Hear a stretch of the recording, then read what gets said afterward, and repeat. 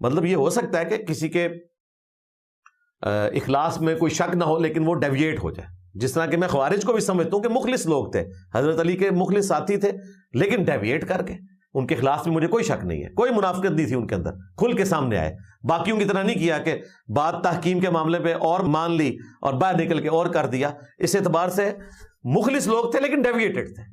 خوارج جن کو حضور علیہ الصلوۃ والسلام نے بدترین مخلوق کہا، جہنم کے کتے کہا، جن کے خلاف قتال کرنے والی جماعت کی فضیلت حضور علیہ الصلوۃ والسلام نے بیان کی، اور جنہوں نے سیدنا علی رضی اللہ تعالیٰ عنہ کی تکفیر کی، ان کو کافر کہا، اور یہ ساری باتیں مرزا اپنی ویڈیوز میں سنا چکے ہیں۔ اور ہاں، وہی خوارج جنہوں نے سیدنا علی رضی اللہ تعالیٰ عنہ کو شہید بھی کر دیا۔ اس کے باوجود مرزا نے اپنی اس تازہ ویڈیو میں یہ بات کی کہ خوارج مخلص تھے، ان کے اخلاص میں کوئی شک نہیں، ان میں منافقت بالکل نہیں تھی، اور ساتھ ہی اس نے ایک جملہ بولا کہ جس طرح کے باقیوں میں تھی، یعنی باقیوں میں منافقت تھی، اور اس نے بات کی کہ وہ تحکیم کے مسئلے پر اندر کچھ بات کی، باہر آ کر مکر گئے۔ یہاں مرزا نے اشارتاً یہ جملہ بولا ہے، اس کا اشارہ ہے سیدنا عمر بن عاص رضی اللہ تعالیٰ عنہ کی طرف کہ انہوں نے سیدنا ابو موسیٰ اشعری رضی اللہ تعالیٰ عنہ کے ساتھ اندر کچھ اور بات طے کی تھی، باہر آ کر مکر گئے تھے، اور یہ بات تفصیل سے مرزا ایک اور ویڈیو میں پہلے کر بھی چکے ہیں۔ باقی آپ میرا کربلا والا ریسرچ پیپر پڑھیں تو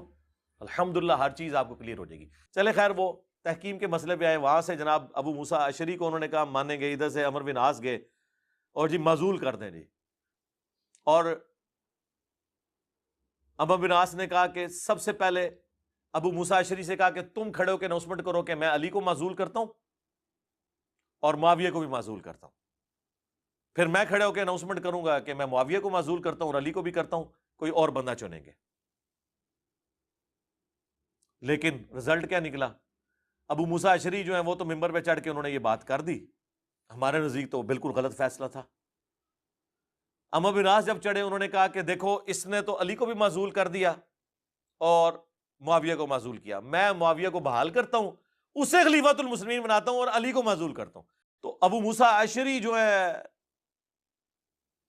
ان کو پھر غصہ آیا کہ یہ تو کمرے کے اندر کیا کمٹمنٹ کر کے آیا تھا، تو انہوں نے کہا کہ تو جو ہے نا، تیری مثال کتے کی مثال ہے اے عمر۔ یہ انہوں نے کہا، میں نے نہیں کہا۔ تو انہوں نے کہا تیری مثال گدھے کی مثال ہے۔ ٹھیک ہے، خیر اسی کے اوپر وہ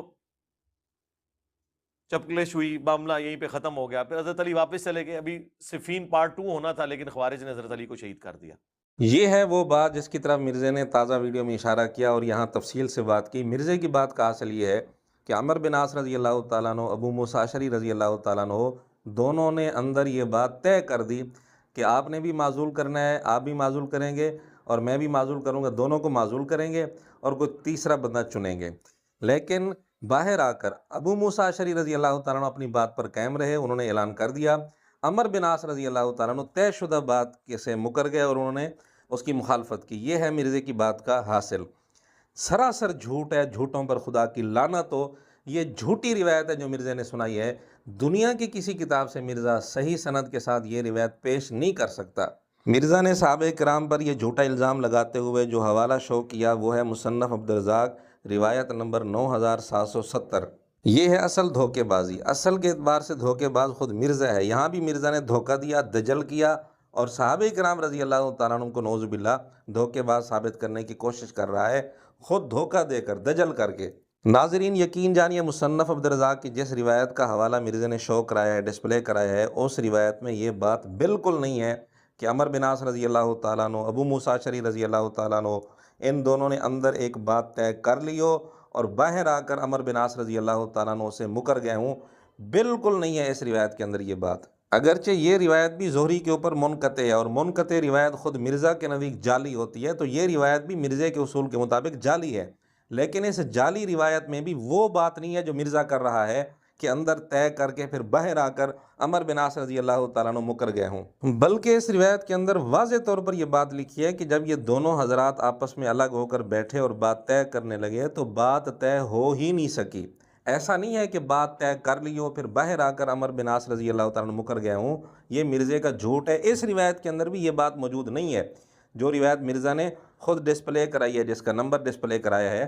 تو اس روایت کے اندر اگرچہ یہ روایت بھی مرزا کے اصول کے مطابق جعلی ہے، لیکن اس میں بھی وہ بات نہیں ہے جو مرزا کر رہا ہے، بلکہ اس کے الٹ بات ہے کہ جب آپس میں الگ ہو کر بیٹھے تو بات سرے سے طے ہوئی نہیں تھی۔ یہ ہے اصل کے اعتبار سے مرزے کی دھوکہ بازی، دجل، فراڈ کے بات کچھ سنا رہا ہے اور روایت کوئی اور ڈسپلے کرا رہا ہے۔ تو یہ دجل نہیں ہے تو اور کیا ہے؟ دجل خود کر رہا ہے، دھوکے بازی خود کر رہا ہے، اور الزام صحابہ کرام رضی اللہ تعالیٰ عنہ پر لگا رہا ہے، اور خوارج کے متعلق کہہ رہا ہے کہ مخلص تھے، ان میں منافقت نہیں تھی، اور صحابہ کرام کے متعلق نعوذ باللہ کہہ رہے ہیں کہ ان میں منافقت تھی، اور جھوٹ بول کر یہ الزام لگا رہا ہے۔ جو روایت ڈسپلے کرا رہا ہے اس میں بھی یہ بات نہیں ہے، اگرچہ وہ روایت بھی اس کے اصول کے مطابق جعلی ہے۔ اور اگر مصنف عبدالرزاق کی اس روایت کو لینا بھی ہے تو پھر اس روایت کے اندر یہ بھی لکھا ہے کہ سیدنا علی رضی اللہ تعالیٰ عنہ کے انتہائی خاص آدمی قیس بن سعد، انہوں نے سیدنا علی رضی اللہ تعالیٰ عنہ کے متعلق ایک جملہ بولا تھا کہ سیدنا علی رضی اللہ تعالیٰ عنہ کو جنگ کے معاملات میں سمجھ بوجھ تجربہ نہیں ہے۔ یہ جملہ بھی قیس بن سعد نے بولا تھا، جو سیدنا علی رضی اللہ تعالیٰ عنہ کے انتہائی خاص آدمی تھے۔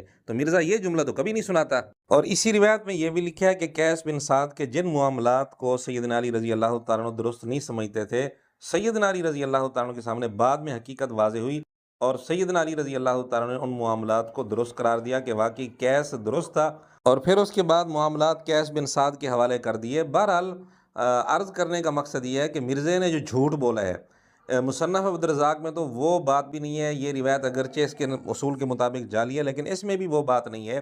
تو اب مرزا اور اس کی پوری ذریت ہمت کرے، جو بات مرزے نے کہی ہے وہ بات کسی کتاب سے سند کے ساتھ ثابت کریں۔ بس یہ خیال کرنا راوی جھوٹے نہ ہوں، ابو مخنف جیسے راوی نہ ہوں، جھوٹے راوی نہ ہوں، تو سند کے ساتھ دنیا کی کسی کتاب سے ثابت کریں، ورنہ مرزے کو جھوٹا تسلیم کریں، اور مرزے پر لازم ہے کہ اپنا یہ جھوٹ یا کسی کتاب سے ثابت کرے یا پھر اعلانیہ توبہ کرے، رجوع کرے۔ دھوکے باز خود ہے اور الزام صحابہ کرام پر لگاتا ہے، خوارج کے ساتھ محبت ہے اس کو، ان کو مخلص قرار دیتے ہیں، اور صحابہ کرام رضی اللہ تعالیٰ عنہ کو نعوذ باللہ دھوکے باز ثابت کرنے کی کوشش کر رہا ہے۔